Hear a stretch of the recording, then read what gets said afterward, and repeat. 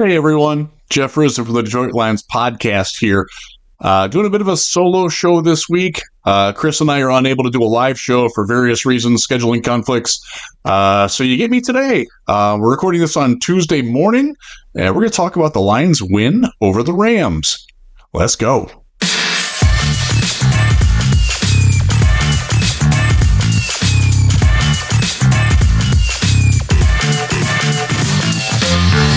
All right. Fun win, good win, overtime win. Probably shouldn't have gone to overtime, but I'm glad that it did. It was a roller coaster of a game with the Lions, going up, then giving it up, and then coming back and doing what they should have done more of the entire game. I want to break this down in a couple of ways. Basically, the big takeaways from the game. And the first one. Number one, very impressed with how the team responded to adversity. This is one of the first examples of the Lions being a heavy favorite to, be a legit Super Bowl contender. Didn't really have that coming into the season last year. I think we were all pretty optimistic, but they hadn't proven it yet. They hadn't made the playoffs yet. Now they've won a couple playoff games, and they've got the reputation. They are one of the odds-on favorites to be the Super Bowl champs. They need to be viewed a little differently, and other teams are going to view them that way. You're going to get everybody's best shot now, especially a team like the Rams that you beat last year in the postseason. They're not going to take you lightly. You're going to get everything that they've got. And I thought the Lions did a really good job of handling that and managing it, specifically on defense, because Aaron Glenn, look, the book's out on what you do to this team, and I thought the Rams had a really, really good plan of attack for their specific personnel and the limitations that they had with their offensive line being out. I thought the Lions defense played very well against that. Obviously, it would have been nice if they got more sacks, but the pass rush, my God, was unreal. All the pressures. Hutch was phenomenal. Marcus Davenport was phenomenal on the other side. Dan Campbell talked about it after the game. He is exactly what they've wanted opposite Hutch, and it showed in the first week. Look, I know people are getting hung up on the fact that they got 2 sacks. Look, they impacted the game heavily. Don't worry about the lack of sacks. Some of that's Matthew Stafford being the Matthew Stafford that we used to love here, and his ability to avoid sacks because he can throw the ball, out of his hands super quick from any weird angle. He was great at sack avoidance when he was in Detroit. Guess what? He's still good at it. Give him credit for that. Their ability to get the ball out quickly, and it happened a lot more in the first half than it did in the second half. But it did a few things to the Lions defense. One, it kept them from getting sacks. 2, it kept them from playing press man coverage. It made them play more of a zone defense. That's not what these corners are well versed at. That's a chess move by Sean McVay. It's a good one. I thought the play of guys like Alex Anzalone, Kirby Joseph, Terrion Arnold, and Carlton Davis, specifically in post-catch defense, was outstanding. It felt like they were ready for what the Rams were going to throw at them, knowing that the Rams would probably try to go quick, and they did in the first half. They got the ball out in under 2.3 seconds per pass in the first half. Thanks to NetGen Stats for that. The guys there answered their emails and got that for me. That would be the fastest of any quarterback getting the ball out all year, or all week one. It's the year. You got to get used to this. I was very impressed with the open field tackling. Anzalone was a madman. 2 tackles for loss on passes in the first half. It's exactly what you need to do against that sort of an offensive attack, and it worked. Thought the defense was very sharp. They had some letdowns later. We're going to talk a little bit more about that, but I thought overall the team was as prepared as they could be going into the game. Offense, great game plan coming out. Let's hammer them. They got all these new guys up front. Their linebackers are relatively inexperienced. It's a defense that hadn't played together like the Lions. The Rams didn't play a single starter in preseason. That's a growing trend. We're going to talk about that a little bit later too, because Dan Campbell addressed that today. I'm recording this Tuesday morning. I thought they got away from it, but I thought in terms of being prepared for week one and taking the Rams' best shot, I thought the Lions coaching staff and players did a really good job of preparing for that. And they deserve to be lauded for that because it carried them to a win. Again, the Rams that's a good football team. That's a team you might see in January again. We'll see how healthy they get, but that's not a team to be taken lightly. And I will say, in the lead up to the game, I probably didn't give their youngsters on defense enough credit. I knew Bryant Young was good.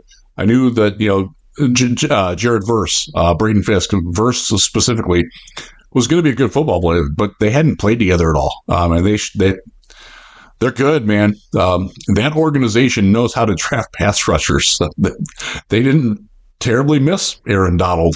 They missed him more in the run game than they did in the pass game. And that's testament to the Rams. I'm very big on giving credit where credit is due, and the Rams deserve some credit. That means that the Lions also deserve a lot of credit for beating them. And the longer that I've gotten away from the immediacy of the game and the angst of blowing a 17-3 lead that they never should have blown, I feel a lot better about the win and the path to the victory. There are certainly some points to nitpick, and we will, but just overall, a really fun watch. It was great being back and watching a game. The fans were unreal in Ford Field, man. I watched the game from home, but you could feel it through the TV. I'm sure all of you who watched it from home, like, you felt it. You could hear it on the radio call. If you listen to Dan and Lomas calling the game, like, they had to yell so you could hear them because they couldn't hear each other. They're sitting right next to each other with headphones on. That's special, man. That was really cool. So we're 1-0. And that's the best thing, and that's the first takeaway. Now we'll get to a little bit more of the technical stuff. Let's talk about some of the things that happened in the game. I want to focus on Jamo because this was the game of Jamo, and he rightly got the game ball. I thought that it was very classy to see Jared Goff give him the game ball because Goff didn't deserve it. It wasn't Jared Goff's best game, but it was Jamo's best game. And for the fan base that was very skeptical about Jamo, very worried about Jamo, can he be the number 2 receiver? Is he big enough? Is he going to be able to handle it? Can he catch? Like, there's a lot of, and by the way, all those questions were valid and legitimate because what we've seen from Jamo hadn't proven that he could do any of that reliably. Week 1, he did it. Lions do not win that football game without Jameson Williams playing as well as he did. Because the Rams, again, good football team, well-coached team, they erased the middle of the field where Jared Goff and Amon-Ra St. and Sam Laporta specifically like to work. They took all that away. They did it in a number of different ways. I watched the game, all 22, this morning. The number of different ways that they clogged the middle and prevented, they used different style of bracketing. Sometimes they bracketed sides, sometimes they bracketed front and back. It was very deceptive. They did a really good job of not revealing it pre-snap. That's other teams are going to start doing that too. So what's the antidote to that? Freaking Jamo is the antidote to that. And he was trying to single cover him on the other. Look, Tre'Davious White, that's a guy made some Pro Bowls. Good corner. Real good, savvy veteran. Jamo freaking smoked him. Not just on that touchdown play. He had other ones where, wow. That was really, really sweet. And it couldn't have happened at a better time. Let's throw it right out there. This is a team that has some wide receiver depth issues. The Rams dared somebody else to beat them other than Amon-Ra and Laporta. You know what? Jamo did it. He was up to the task. The confidence that has to give everybody on that Detroit offense, specifically Jamo, that is an invaluable growth point. And I love the fact that he was the player of the game. He earned it. He was so good. And it wasn't just, the long catch where he had to, beat the jam. That little hesitation stutter step. My God, that's veteran savvy right there. It's not things we've seen from J-Mo before. They used him on a jet sweep. Loved it. Worked very well. Was mortified that he went down a little bit, but he wound up being okay. He's got a little bit of European soccer player in him, where he's gonna he feels the hits. He's just he's not a big guy. He's not thick. He's gonna feel those hits. But he learned that okay, this is a little bump. I'm good. Let's get back out there. Good on him for doing that. But everybody's hard to stop there, I included. Game of J-Mo, baby. That was, and by the way that he did it, it's repeatable. It's repeatable against the Buccaneers this week. Going to do another video later this week talking about the Buccaneers. We're going to preview that game probably Thursday or Friday. Bishop Brown will also be doing that. That's why you need to like and subscribe to our channel here, so you will find when the Detroit Lions podcast has something coming out. I will do what I do. Yeah. But again, Jameson Williams, player of the game, he earned it. It was great to see. It was validation for all the fluff that myself and other people in the media have been giving him all summer. He looked like a different J-Mo all summer. Looked like a different J-Mo in week 1. And that's something that I hope that all Lions fans can embrace, because I don't think that was a fluke. I think he's going to be able to do that again and again and again. Now, it's not going to be every week. There will be weeks where he doesn't have 5 catches for over 100 yards. There will be weeks where he gets 2 catches for 38 yards and maybe a run for 11. This is sort of the way that the defenses dictate things. Amon-Ra St. Brown is going to catch more than 3 passes. He could catch 15 next week, and it wouldn't surprise me. Ben Johnson will find a way. The offense will figure that out. But the fact that they have, and it's on tape now, that J-Mo can beat you over the top, and J-Mo can do things that J-Mo couldn't do in the past. That's a beautiful development for the Detroit Lions.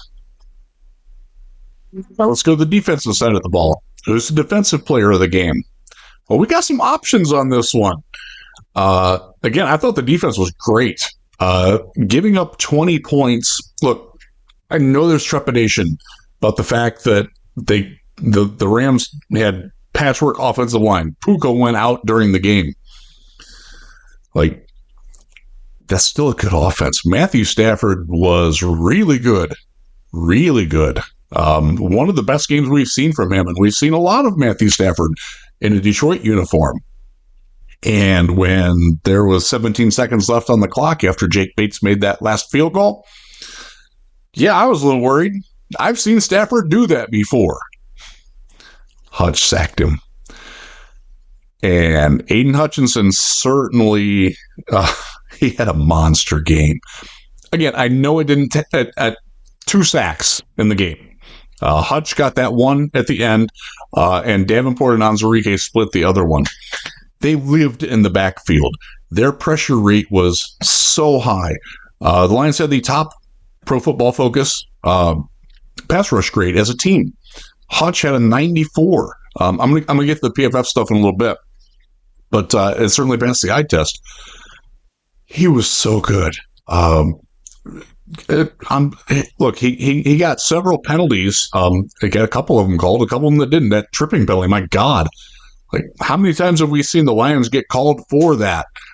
He's not getting that call yet, and that's frustrating. But he was so good. Davenport on the other side. Dan Campbell said it. It's exactly what we wanted on the other side. He is for the first week he was healthy and looked great. The length, the power, the ability to play the run on the way to the quarterback. But I tell you what, that sack that he split, the bend he showed for a guy that's his size, that was ridiculous. That's the Marcus Davenport that they wanted to get, and they got him in week 1. And pray to God he stays healthy, because that guy is a problem for offenses. My goodness, that was the Lions pass rush took away the deep throw from that game. You talk about the marriage of the pass rush and the coverage scheme. Pressure, pick, cover, sack. And this one was about the pressure, and they got the pick with Kirby Joseph getting that pick in the end zone. By the way, that was the first red zone interception that Matthew Stafford threw since week 5 of 2021. The guy does not make mistakes down in the red zone. Again, we know that from his time in Detroit. Pressure forced it. Kirby took advantage. I see all the fan reactions, and I get a lot of it on Twitter, and we've even had some of it in our Patreon Slack. Ripping on the defense. I'm like, I think y'all watched a different game than I did. I thought the defense was great. Yeah, they gave up 20 points. That's enough to win. That's definitely enough to beat that Rams team, and should be.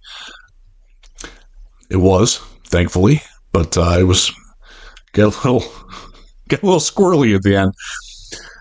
Anzalone deserves a lot of credit.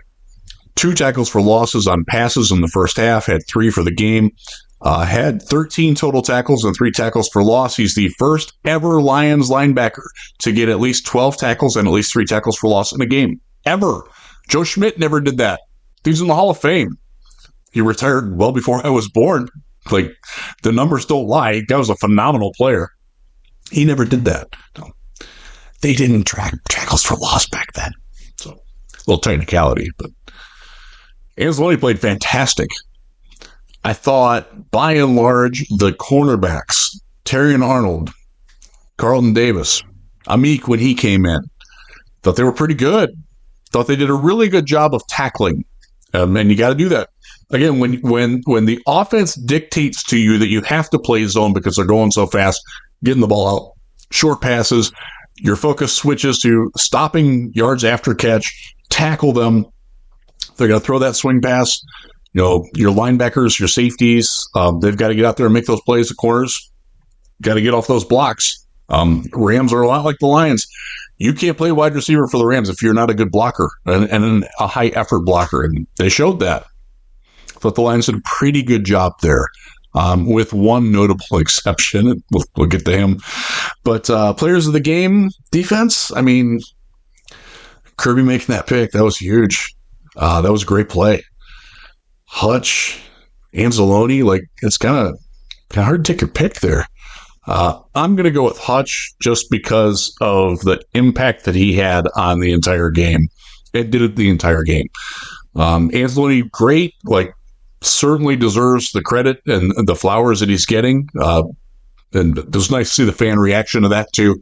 The fans were very pro Anzalone, and that's nice to see because, again, if you've been to a Lions practice at training camp or whatever, if you're at the game, watch when they go to the sideline, when the defense goes to the sideline, who's talking to them? Alex Anzalone is the player that's leading that. There's a lot of really good, talented players on that team. Anzalone is the spiritual leader of that team. He didn't even call the plays on the field. Like, Jack Campbell has the green dot now. Doesn't diminish what Anzalone did. I thought Terrion Arnold. We'll just roll right into this. Terrion Arnold, I thought, was ready. He's got to learn how to play without his hands as much. That's something that all corners have to go through. Sauce Gardner had to go through it. Devon Witherspoon is still going through it in Seattle a little bit, but he's getting a lot better at it. Every top corner, Darryl Stingley down in Houston is that way. Denzel Ward in Cleveland is that way. Great corners, but they are handsy, and they were handsy in college because you're allowed to be hansier in college. You can't do that as much in the NFL. You got to learn how to conceal it a little bit better. So that's something to work on, but I thought he played well. So this is interesting because this is where, the benefit of going back and rewatching it in real time. I thought the first pass interference call was crap, and I thought the second one was a pretty good call. As I rewatched the game, I got to flip that. Like, first one was, yeah, probably. And the second one, like, no, that's not a penalty. So that's where you got to adjust your takes. When you're presented with evidence that proves that you were wrong, you got to go with the evidence, baby. Don't stick to your wrong point. And so I learned from that. I thought Arnold played well. I thought his coverage was good. I think for a rookie making his first appearance in an NFL game against Puka Nacua for a while and then Cooper Kupp, yeah, I'll take that. Good game. Carlton Davis was very good. Wish he would have caught that interception. That would have been nice. Landed on the ball. The wind knocked out of him. He was good. Very, very good debut for Terrion Arnold. It didn't give up the catastrophic play. Again, the penalties led to points. He'll get better at that. I'm not worried about that. That's sort of the take on the positives of the defense. And now we get to the part where we got to hand out some criticism. And it's merited. Which I think it's merited. I think most people think it's merited. Ben Johnson got away from what was working. And the third quarter continues to be a significant problem, specifically for Ben Johnson. More so than the entire offense, more so than Jared Goff. And I have a theory on this. I don't just my theory from watching all the games, but also from watching practice preparation when they go through scrimmages and they actually play the game. And it's uncanny that even like when they did their last scrimmage in the training camp practice that we were at as media, like third quarter, the defense, what would have been the third quarter, simulated obviously, but defense just absolutely annihilated the first team offense. My thought is that Ben Johnson gets into his head how a game's going to play. Because like the first half, I thought the game plan was exceptional for attacking a young Rams defense that hadn't practiced or played together. They hadn't played together in a game situation because again, the Rams did not play a starter in the preseason, much like the Lions. I thought that the Lions did a very smart thing there. I thought hammering David Montgomery early and then bringing in Gibbs to right after that successful drive with Monty leading the way, was really smart. And then, okay, Gibbs had a couple drives that were pretty good. And then, where's Montgomery? Third quarter, no Montgomery. Third quarter, we're starting to throw the ball where it shouldn't be thrown. We're letting the defense... I think that Johnson has a feeling of this is how the defense is going to respond to what we've done in the first half. And he anticipates that. And then he switches the offense a little bit to react to what he thinks the defense might be doing. But the defense doesn't always do that.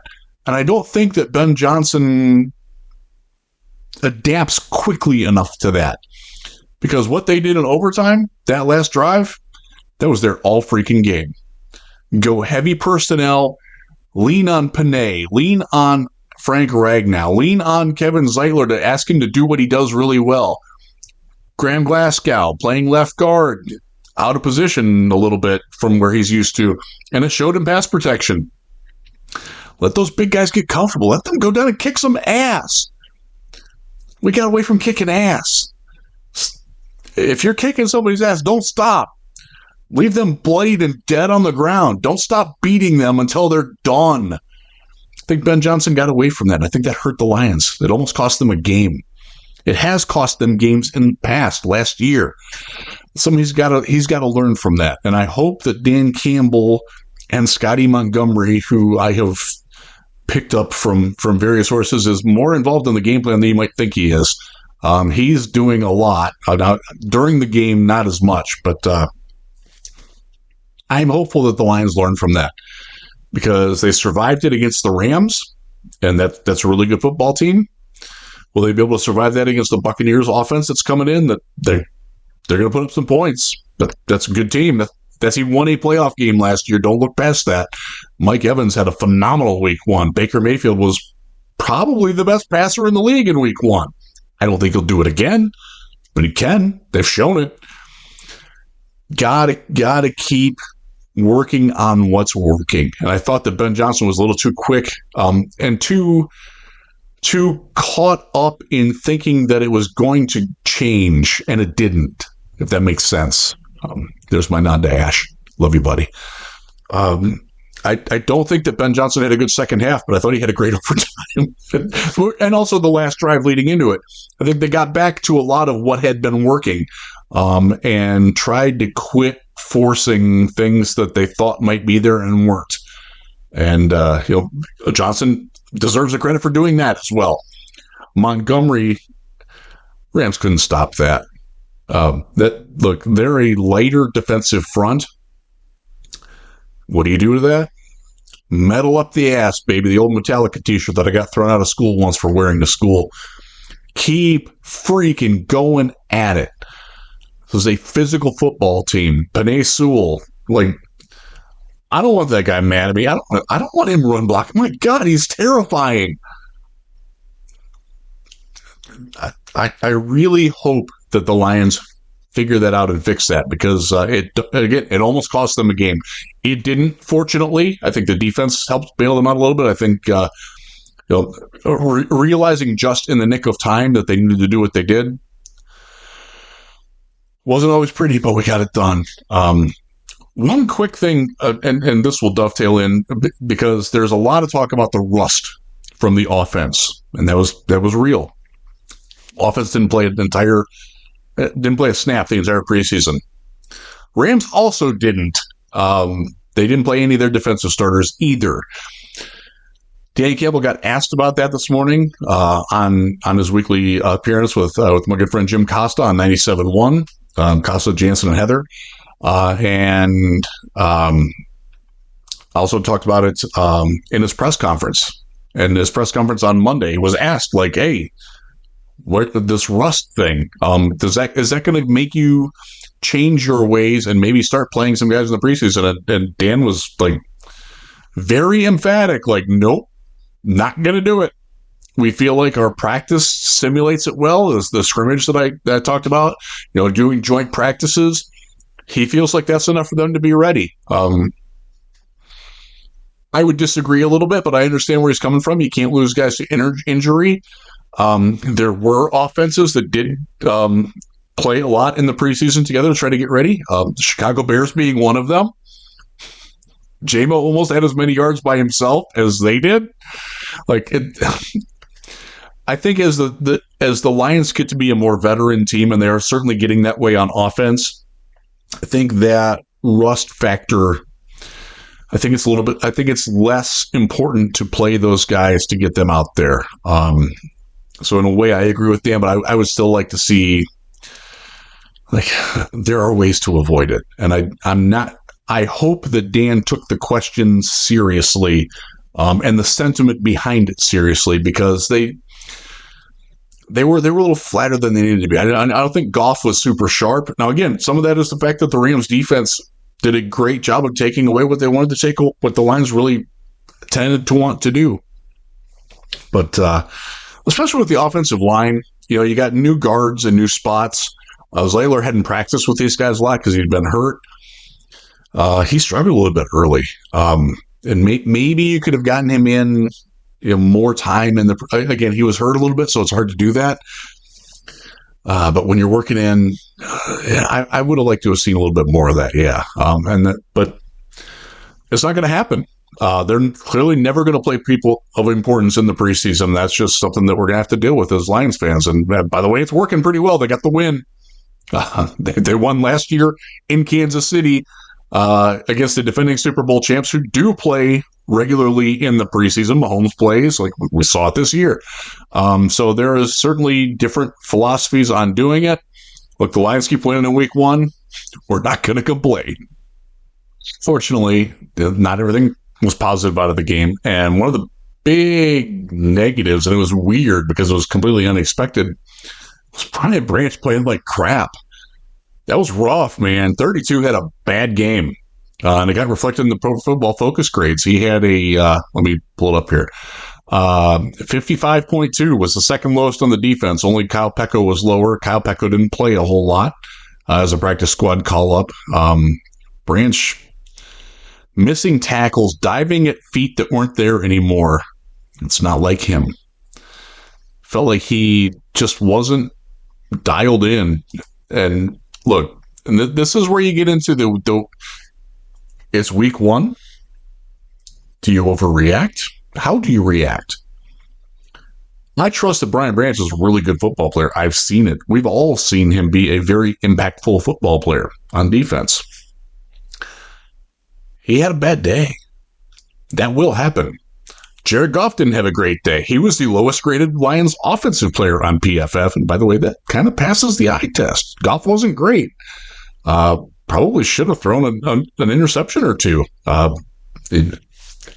For whatever reason, he just wasn't great either. Brian Branch is going to bounce back. Now, this is where I push back against Dan Campbell a little bit on the rust thing. Branch is playing a new position. Got new cornerbacks all around him. Like maybe field test that a little bit against live action against an offense that you haven't seen in practice before. Because and again, this is where I will quibble with the coach. I won't fight him on it because I think he's in general right on it. But when you're the Lions defense, you see the Lions practice offense all the time. Like, you have an idea of what they're going to do. You have an idea of what the personnel is capable of doing. You know what Amon-Ra is. You know what Jamo is. You know what Laporta is. You don't know what Tyler Johnson is. You don't know what Colby Parkinson is. You don't know what the Rams' running game's like. You don't know what their offensive line's going to be like. They didn't know what their offensive line was going to be like until they got out there. And I think that's a valid point. I saw some people talking about that on social media. I think there's some merit to that. But Branch, I'm confident he'll bounce back. Not worried about that.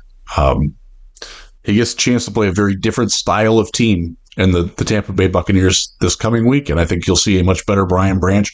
Wouldn't surprise me if he flips it and winds up being in the top 5 of the Lions' PFF scores on defense, but no question about it, he had a bad game. The Goff will be fine. Look, I'm going to give the Rams pass rush. This team knows how to draft pass rushers, man. Like Bryant Young last year. You get Jared Verse coming in. Jared Verse, by the way, a guy that a lot of Lions fans really liked in this draft process. Y'all got good eyes because he was good. He beat Taylor Decker a couple times. More than a couple times. I didn't think it was a great game from Decker. I didn't think it was a great game from Graham Glasgow in pass protection. I thought his run blocking was great. Sewell got beat a couple times. I will say that I thought Panay was very, very good overall. I think the friction point there was that he's playing with a guy to his inside that he was unfamiliar with. They hadn't played together much. And that sort of transition between when you're passing off a twist or a stunt, or you're moving in concert to go outside or doing a dual block, whatever, it wasn't cohesive yet. Again, I'm not worried about that. Panay Sewell's the best right tackle in football. Like, no need to worry there, folks.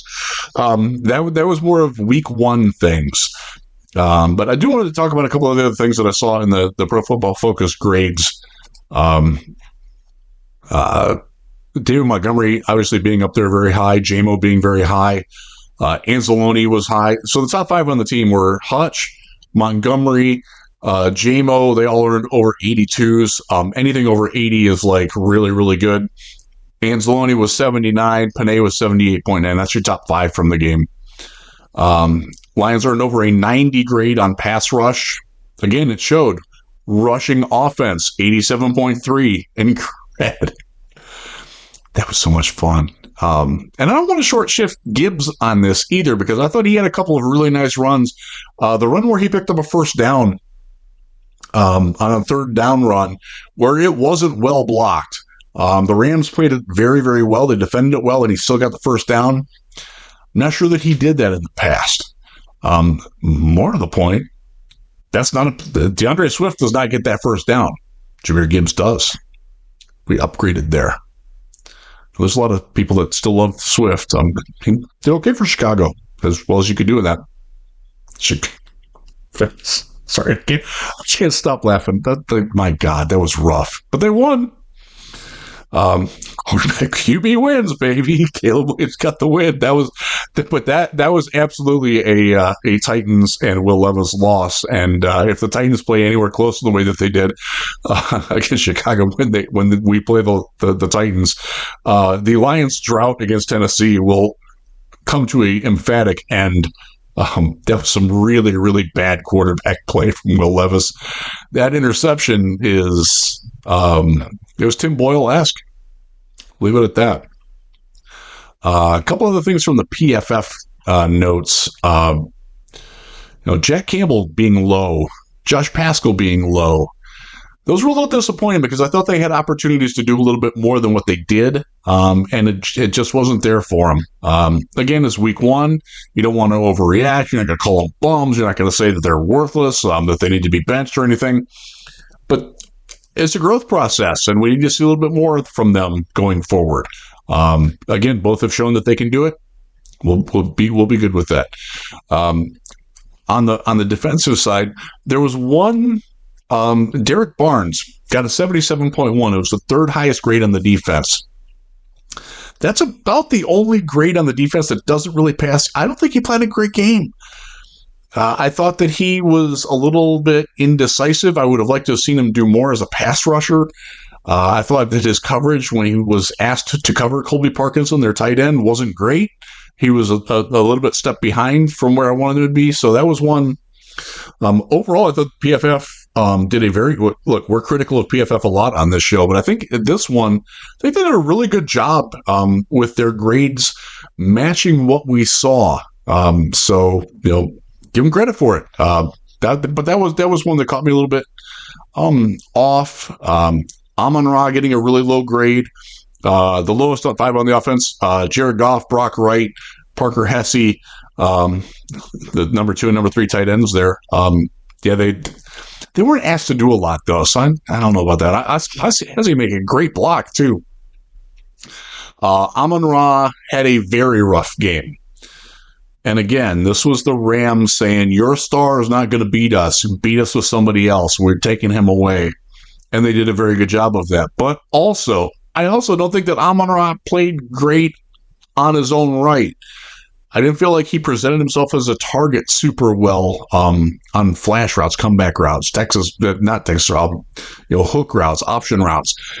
It felt like he just wasn't at his best. I'd give him a B+ on that game, and his B+ is still really, really high, but it seems low for him. And Leaf got a 54.9. Leaf, and this showed up, and I'm only through about the first half. I got the first drive of the third quarter on the all-22. I needed to get this done, though. So he wasn't getting open, and that is a little bit concerning. He did have that really nice run, though, and I thought as a punt returner he did well. But the PFF grades are independent of that. It's not here on the PFF tracker thing that my guy Billy Rossetti wrote up for Lionswire for it. But Jake Bates, Hogan Hatton, new long snapper, new kicker. I had perfect faith in Hogan Hatton. He was phenomenal all summer. He's a great athlete. I think he's going to be he could be the next Don Muhlbach. It'd be great to have that position locked down forever. Jake Bates, yeah, I was nervous. When he went out there for that field goal, oh boy. Crossed every single part of my body that can be crossed. He nailed it. Felt good. I was so happy for him because he hasn't done that before. First NFL game. Bro, this is a guy who not only did he not kick field goals in college, he didn't kick field goals in college because he didn't win the job in college at any of the colleges he was at. Like, this is a monumental leap in the career of Jake Bates. He went out and he was perfect the first night. Dave Phipps' confidence got rewarded in that. Dan Campbell didn't hesitate to send him out there either. That's important. Really, really good debut from Jake Bates. Overall, that made me very happy. He earned more trust from me, but my trust doesn't matter. Dan Campbell's trust matters. Dave Phipps' trust matters. and he earned that too. So that was really, really nice to see. Gonna wrap it up. We've got the Buccaneers coming in. They won. They look good. We're gonna wrap it, going a little bit around the division. I'll make it quick. We all watched Green Bay. Jordan Love obviously getting hurt. You don't want to see guys get hurt. He should be back based on what Dr. Liao has said. By the way, Dr. Liao is freaking killing it, both for the Detroit Lions podcast and for Lionswire. I am thrilled to have him on board with all the ventures that I'm involved with. Thank you so much, Dr. Liao, for your personality, but also your very, very accurate and well-heeled medical opinions. You're doing great with it. And if you haven't watched his videos, please watch them. He's so good at breaking down and providing comparable, he's like the Zillow of football injuries. Like, he's going to find you comparisons from players who are of that size and of that position who've had the same injury, and how long it took them to come back, and if they came back, and how their impact was when they got back. We'll see on Jordan Love, but the Packers had some issues. They played a good football team. The Eagles looked really good. Eagles looked better than I thought they would, playing in Brazil. But Minnesota beat the Giants. That game to me was about the Giants being really bad. Aside from those uniforms, oh my God, they got to go. Can't wear those again. I know they're throwing back to it's their 100th year. That was not good. Daniel Jones needs to learn that Andrew Van Ginkel plays for the Vikings and not one of his wide receivers. That was rough, man. I will give Sam Darnold and their offense some credit. I thought that Darnold handled himself pretty well as the unexpected starter with J.J. McCarthy being out. Their defense isn't going to look like that again against a competent offense. The Giants don't have a competent offense. I'm not going to read too much into the Vikings' defensive performance on that. You got to acknowledge it. I don't think that's replicable against the Lions. We don't play them for a long time anyways. The Bears won. That's not a game they should have won. And for as much as we want to goof on their offense, and I have and I will, the fact that they found a way to win that game makes them dangerous. Like, you got to respect that. That's not a game they should have won at all. Their offense did nothing. Tennessee's defense, I don't think is that great. They played pretty well, but that the Bears won that game, yeah, that's actually a sign that we should probably take them a little bit more seriously as a serious competitor for the NFC North. I know a lot of fans don't want to hear that, but that's a game that they lose anytime in their recent past. That's a game that was SOL Lions by the Titans, finding a way to lose a game that you dominated and should have won. I'm going to give the Bears a little bit of credit for that, but they're not going to win with that offense most weeks. But the fact that they found a way, good for them. We get the Buccaneers this week. Again, I will be back later this week, probably Friday, with preview on that. Thanks so much for tuning in. Make sure you like and subscribe so you know when I get to come into your ear holes automatically, whether you want that or not. It's fun. Thanks to everybody for the support, the feedback. It's been great. Lions are 1-0. We're looking down at the rest of the division of the Minnesota, obviously, but mission accomplished week 1. Let's go get it week 2. Let's go.